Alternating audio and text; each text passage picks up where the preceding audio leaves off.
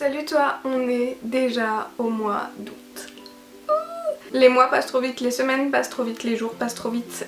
J'ai énormément de mal à faire et dire et noter et tout. Et c'est pour ça que ça va encore être le foutoir dans cette vidéo. Et c'est pour ça que j'ai encore 1000 fois trop de trucs dont je veux parler dans cette vidéo.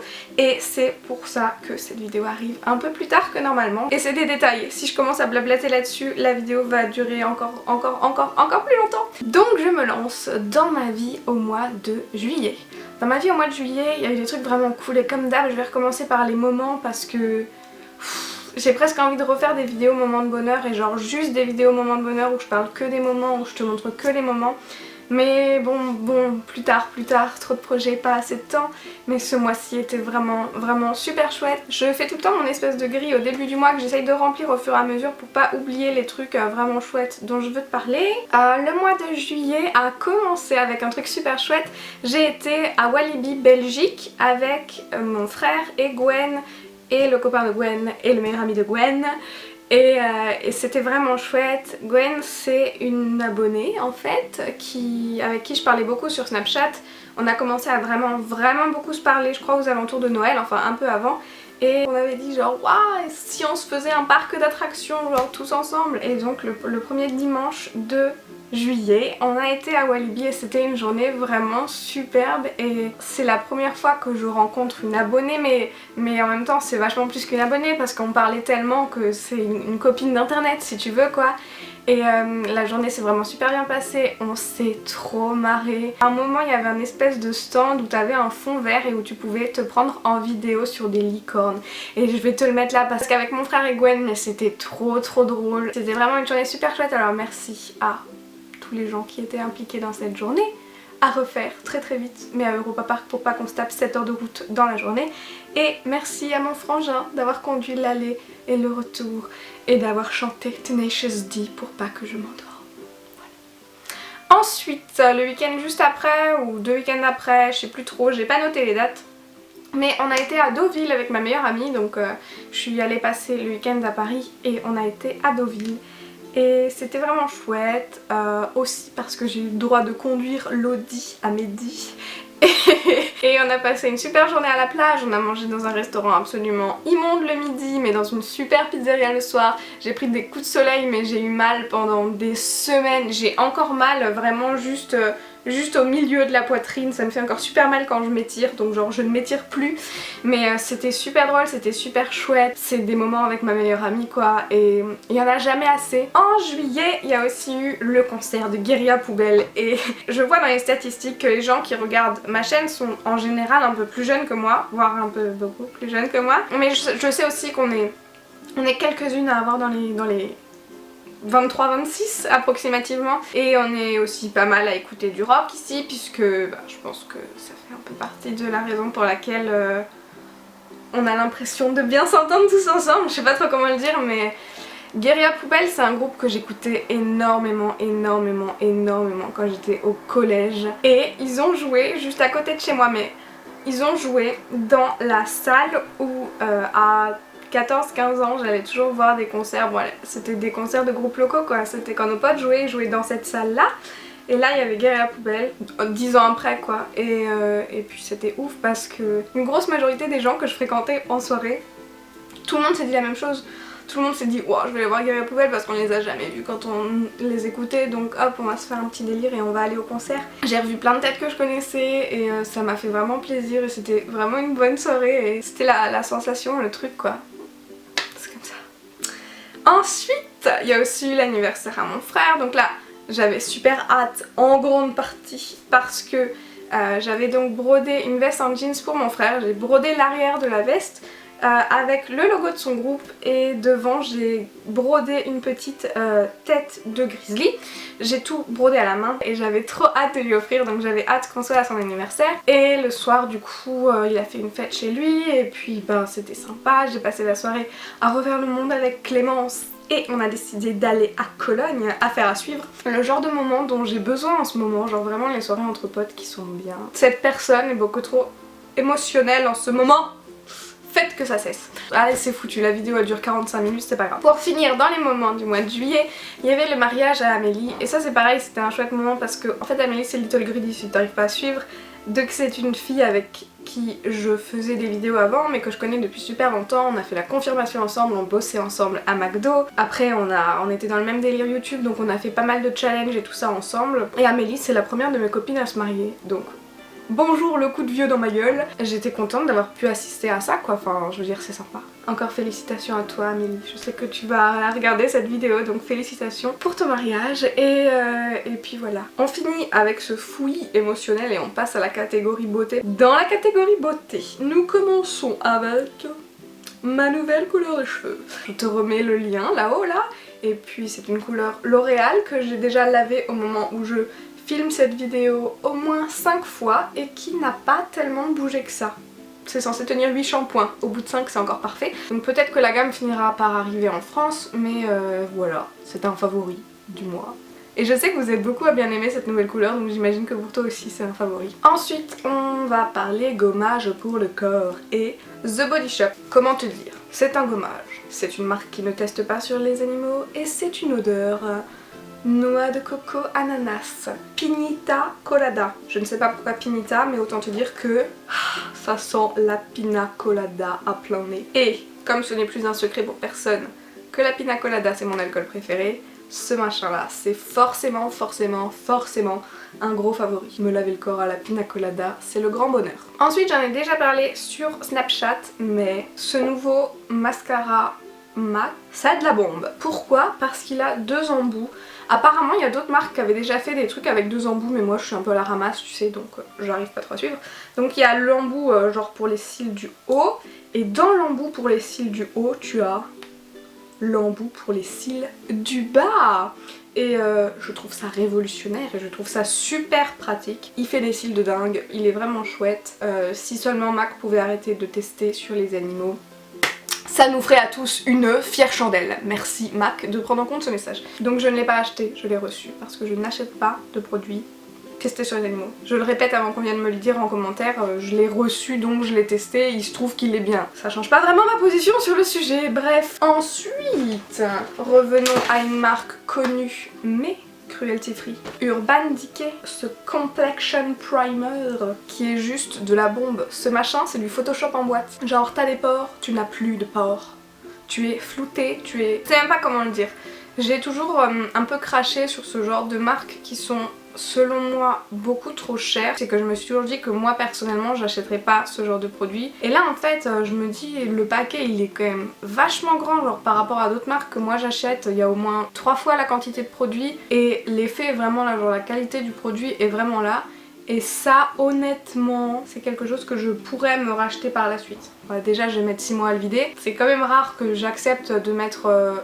cher dans un produit, c'est pas que je suis radine mais genre je préfère économiser mon argent pour les voyages plutôt que dans du maquillage, enfin tu vois il y a des produits qui sont pas mal, qui sont peu chers mais j'avoue que là j'ai compris pourquoi c'était aussi cher parce que la différence est dingue. On a fait le tour de la catégorie beauté, on va passer maintenant à la catégorie d'hiver parce que j'ai plein de trucs à mettre dans la catégorie d'hiver et que j'avais pas envie de faire des sous-catégories pour chaque. On va parler tout d'abord de lunettes, c'est la 4e fois que je fais un partenariat avec le site Firmoo que j'aime beaucoup, que je recommande. Mon frère a déjà acheté des lunettes là-bas aussi. C'est quelque chose que je recommande à énormément de personnes de mon entourage. C'est donc un site où tu peux acheter des lunettes mais genre beaucoup moins cher que chez l'opticien. Tu me vois rarement porter des lunettes parce que je porte mes lentilles tout le long mais c'est vrai que bon, moi, tous les soirs je porte mes lunettes et du coup j'ai reçu ma 4e paire de chez Firmoo. Je vais les mettre pour te les montrer mais je vais pas les mettre longtemps parce que comme j'ai mes lentilles ça fait double correction, ça fait migraine assurée.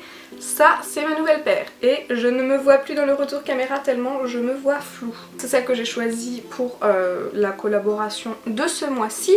Et tant que j'y suis je vais te montrer les autres que j'avais déjà pour que tu puisses avoir une idée un peu du rendu des différentes paires de lunettes. J'ai celles-ci qui sont je pense mes préférées parce que elles ont pas les trucs qui tiennent sur le nez tu vois. Ensuite la toute première paire que j'avais choisie c'était une paire de transparentes qui sont immenses et ça c'est je pense la paire la plus classique que j'ai. C'est le genre de monture que je préfère moi, les montures un peu vintage comme ça, enfin je sais pas, ça fait un peu rétro. C'est quelque chose que j'aime beaucoup et puis du coup bah ouais ce mois-ci elles sont quand même relativement rétro aussi. Je me vois pas dans le retour caméra, je sais même pas comment ça rend, mais bon, je sais que je les aime bien parce que je les ai déjà portés régulièrement. Et comme d'habitude, Firmon me permet de vous permettre, quelle belle phrase, de recevoir une paire gratuitement avec uniquement les frais de port à payer. Donc je te mets le lien dans la barre d'infos avec toutes les explications avant. Et si tu veux tester ce site, franchement hésite pas parce que les lunettes elles sont quand même selon moi qualitatives, enfin genre j'en ai déjà eu des pires chez l'opticien. Elles arrivent à chaque fois dans une jolie boîte, donc c'est tout le temps une boîte imprimée carte du monde. Ah, je viens de le faire tomber, mais il y a aussi un essuie quoi pour nettoyer les lunettes. Et si t'as des lunettes donc comme celle-ci, tu vois, avec les espèces de pattes là, tu reçois les vis de rechange et le tournevis. Et ça c'est quand même incroyable. Niveau service, je trouve que c'est un truc de dingue, ils sont hyper à l'écoute. Donc je le dis, je le répète, Firmon pour moi c'est un truc où tu peux foncer. Ensuite, après t'avoir parlé lunettes, je voudrais parler coque de téléphone et ce mois-ci j'en ai deux à te présenter alors que ça faisait super longtemps que j'en avais pas acheté, mais les deux que j'ai à te présenter sont vachement cool. La première c'est ma nouvelle coque du site Caseable. J'ai des soucis d'intonation en ce moment, j'ai trop envie de mettre des intonations partout. Donc c'est une coque portefeuille pour mon petit iPhone avec marqué Girl Boss dessus. J'aimerais qu'on félicite ce message féministe subliminal que tout le monde voit quand il regarde mon téléphone, avec à l'intérieur donc de quoi mettre ma carte de crédit et ma carte de pointage du bureau. J'ai longtemps pensé que je supporterais pas ce genre de coque parce que bah, ça prend quand même plus de place et t'as quand même un geste en plus à faire avant de déverrouiller ton téléphone, mais j'ai cassé mon écran récemment et puis je me dis qu'en fait si j'avais plus protégé mon téléphone il aurait été mieux. Tu as aussi une poche ici pour mettre de l'argent, hein. C'est juste que je m'en sers pas donc je te l'ai pas montré. La coque elle est vraiment très belle, elle est très bien faite, bien finie, les coutures sont belles, elle est arrivée rapidement. Tu peux totalement la personnaliser, moi j'ai choisi un design déjà existant sur le site. Les autres coques, ou je pense aussi l'intérieur de celle-ci, elles sont faites en plastique recyclé, ce qui est aussi super cool et c'est aussi pour ça que je voudrais te parler de cette marque là. Un bon truc en plus selon moi, je sais d'avance que c'est un site que j'aime bien puisque c'était pas la première fois que je commandais dessus. La deuxième coque cette fois elle est un peu spéciale mais je pense qu'elle va plaire à beaucoup de monde. Alors comme ça, elle paye pas de mine, elle vient du site Wahoo et elle se colle sur toutes les surfaces lisses. Et c'est un des trucs les plus géniaux de la planète. Tout le début du mois j'avais cette coque là sur mon téléphone et c'est vraiment trop cool parce que par exemple si je regarde une vidéo YouTube ou disons si j'écoute une vidéo YouTube pendant que je me maquille, bim, je le colle sur le miroir, il bouge pas, il reste en place. Si tu fais la cuisine et que tu veux avoir la recette sans avoir le téléphone qui traîne sur le plan de travail, bim, tu le colles au mur et puis tu suis la recette sans risquer de genre de le salir ou pas comment t'expliquer tu vois. J'étais quand même assez sceptique, je me suis demandé si ça allait vraiment fonctionner, vraiment coller sur toutes les surfaces. Je me suis dit ça doit être un truc aimanté, du coup ça tient que sur les trucs métalliques et...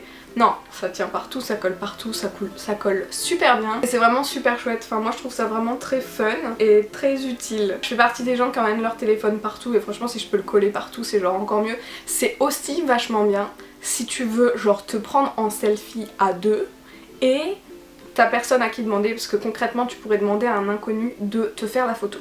Mais admettons que pour une raison X ou Y tu ne veuilles pas. Tu colles ton téléphone sur la vitre, tu mets le retardataire et bim, selfie. Je pense que ça va vachement me servir genre pour faire des photos de look pour Instagram quand personne veut me prendre en photo. Enfin voilà, cette coque là, je te mets le lien comme de tous les articles, je te mets le lien en barre d'infos. Et j'arrête d'en parler car cette vidéo est déjà trop longue. Encore et toujours dans la catégorie d'hiver et ça c'est... Pareil, je t'en ai parlé sur Snapchat et en fait je l'ai eu vraiment il y a quelques jours donc ça fait pas si longtemps que ça que je l'utilise mais pourtant il fait clairement partie de mes trucs favoris du mois. Non seulement de mes découvertes mais vraiment de mes favoris. C'est ça. Alors je ne sais pas si on dit use it ou use it. Moi j'aurais dit use it mais après je me dis c'est use, c'est écrit comme fuzz donc peut-être que c'est use it. Donc le use it, nous ne saurons jamais. J'ai essayé de regarder quand même sur internet comment ça se disait et genre c'est pas dit à l'oral dans mes vidéos. Bref, qu'est-ce que c'est à part ce souci de prononciation? C'est un porte-clés, voilà, avec un bouton central qui bip quand tu appuies dessus avec une petite LED juste sous mon doigt qui s'allume. Et en fait tu peux avec ce bouton central faire plein de choses différentes. Laisse-moi t'expliquer. Quand tu appuies, ça se connecte à ton téléphone en fait et ça t'envoie en Bluetooth les informations que tu as enregistrées. Donc soit ton emplacement. Hyper pratique quand comme moi tu oublies toujours où tu gares ta voiture. Tu l'enregistres et du coup tu as accès à la map sur ton téléphone. Donc quand plus tard tu ressors et que tu as oublié où t'es garé, et ben tu regardes et hop, tu peux y retourner, donc vachement bien. Mais ça fait aussi reconnaissance de musique. Donc nous connaissons tous l'application Shazam qui fait ça, mais combien de fois dans la voiture, le temps que j'arrive à lancer Shazam, la musique était terminée. Parce qu'il faut sortir le téléphone, quand tu conduis pas, hein, évidemment, déverrouiller le téléphone, trouver l'application dans toutes tes pages d'application, lancer, et ensuite Shazam il faut qu'il veuille aussi, tu vois. Et là, eh ben, je m'en suis servi l'autre jour en voiture. J'entends une musique qui passe, je sais pas ce que c'est. Bah pendant que je conduis, j'appuie une fois sur le bouton. Je veux dire, les clés sont de toute façon dans la voiture, donc pas vraiment compliqué d'appuyer sur le bouton. Et c'est tout, tu vois. Et après quand je me suis garée, j'ai regardé, bim, reconnaissance du truc. En plus du coup c'est gardé en mémoire, donc genre je sais ce que c'est, tu vois, la musique. Je peux retourner regarder maintenant et te dire ce que c'était. Je sais ce que c'était une musique de Alt J, comme par hasard. Donc ça c'est bien, mais c'est pas tout. Ça reconnaît aussi les radios, genre que t'es en train d'écouter, les émissions que t'es en train d'écouter. Ça je m'en suis pas encore servi tout simplement parce que j'écoute jamais la radio. Mais tu peux aussi faire un mémo vocal et ça c'est vraiment un truc de ouf. Genre t'appuies et t'as 6 secondes pour parler. Mais ensuite dans l'application ton mémo vocal il est transformé en texte et non pas en mémo vocal. Enfin t'as toujours accès au mémo vocal, mais si tu veux quand tu l'ouvres t'es pas obligé de réécouter, genre tu peux voir ce que tu t'es dit. Et on a fait le test avec ma copine Jennifer l'autre jour quand on était chez elle et on parlait vachement vite où elle chantait et tout. Et le Use It comprenait et écrivait genre vachement mieux que quand tu dictes tes messages à ton téléphone et qu'il comprend jamais ce que tu es en train de raconter. Celui-là il comprend vraiment bien, je sais pas trop comment il fait hein, mais il comprend vraiment bien ce que tu dis. Je l'aime déjà d'amour. Dernier produit de la catégorie d'hiver. Tadam! Oula. Cette chose-ci. Alors ça vient du site Lalalab, si je mets ma tête derrière je pense que tu ne m'entends plus. Ça vient du site Lalalab et c'est le grand poster avec les 24 photos. Vu que j'ai pas trop de place dans ma chambre, j'ai demandé à ma maman qu'est-ce qu'elle voulait comme photo sur un grand poster. Et elle a choisi que des photos de nos vacances en famille et je pense que ma préférée, je veux pas le reflet, je pense que ma préférée de tout le poster c'est celle-là. Moi et ma soeur avec nos lunettes rondes à reflets et avec les casques du quad quand on était en Crète juste à côté. C'est beaucoup de photos que tu as déjà vues sur mon Instagram je pense. La photo où on saute tous, des photos des chiens, beaucoup de photos de Crète, de chouettes souvenirs qui trônent dans la cuisine et que je vais reposer derrière moi. Donc Lalalab c'est une application, en fait tout se passe par l'application. Et c'est chouette, ça arrive super rapidement, la qualité d'impression est top. Moi tu le sais je travaille en imprimerie donc la qualité d'impression c'est à chaque fois un truc très important pour moi. Là franchement les photos sont vraiment bien imprimées, le cadre est bien fini. Tu peux choisir en fait le poster simple, donc genre sans le cadre et acheter un cadre par toi-même ou l'accrocher sans cadre, tu fais ce que tu veux. Ou de le choisir déjà encadré et nous on avait un peu la flemme donc on l'a choisi déjà encadré, ça nous évite de devoir chercher un cadre et tout. Comme d'hab je te remets le lien dans la barre d'infos et je te mets aussi le code promo parce que du coup on l'a commandé avec le compte à ma maman et donc je te mets son code et si tu l'utilises sur ta première commande, tu peux gagner 5 € et je crois que ma maman gagne 5 € sur son compte à elle pour le prochain poster qu'elle veut commander. Tout ça c'est dans la barre d'infos et on peut passer à la catégorie suivante. On va parler comme d'habitude des livres que j'ai lus ce mois-ci et sérieusement j'ai honte, j'ai quasiment rien lu ce mois-ci. J'ai quand même lu ça, Le Sorceleur, le tome 1. Pour celles et ceux qui regardent un peu ou qui connaissent un peu les jeux vidéo, c'est les livres desquels ont été inspirés le jeu vidéo The Witcher. Je ne joue pas aux jeux vidéo, je te dis ça car je le sais, mais c'est tout. C'est un ami à moi qui me l'a prêté, Thomas. Merci Thomas de m'avoir prêté ce bouquin.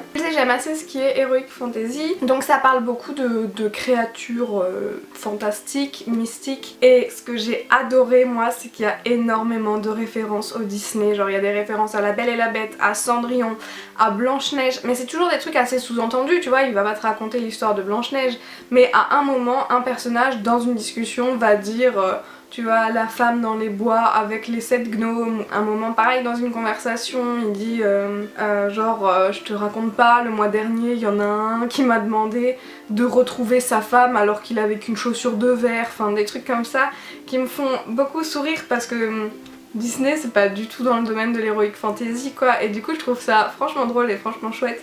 Et je pense que je vais lire les autres, mais comme d'hab il y en a un paquet, c'est tout le temps des suites avec plein de bouquins. Mais quand je trouverai le temps, je lirai la suite de ce truc là. Et après ça j'ai commencé, comment le prononcer, Snur de Ragnar Jonasson. Et je l'ai pas fini encore celui-là. Je dois en être à la moitié à peu près, c'est genre un livre policier qui se passe en Islande à Siglufjordur. Et moi j'aime beaucoup les pays du Nord. Là ça se passe dans les fjords, il y a le fait que le soleil, l'ensoleillement c'est pas comme chez nous, l'ambiance des gens, des habitants est assez différente etc. Et je trouve que c'est vachement bien rendu, puis ça me donne envie d'aller en Islande et surtout ça me donne envie de finir ce bouquin. Mais je te dis, le mois est passé beaucoup trop vite et j'ai pas encore eu le temps de le finir, mais bon, je pense que je vais m'y atteler ce week-end pour le finir tranquillement. Pour l'instant il est plutôt bien. Après les livres que j'ai lus, on va parler des films que j'ai vus, et comme beaucoup de monde, j'ai commencé par regarder Okja ce mois-ci. Et j'avais déjà lu pas mal de commentaires de personnes qui l'avaient vu, dont plein de gens qui disaient que Okja passait directement dans leur liste, genre dans leur top 3 de films préférés etc.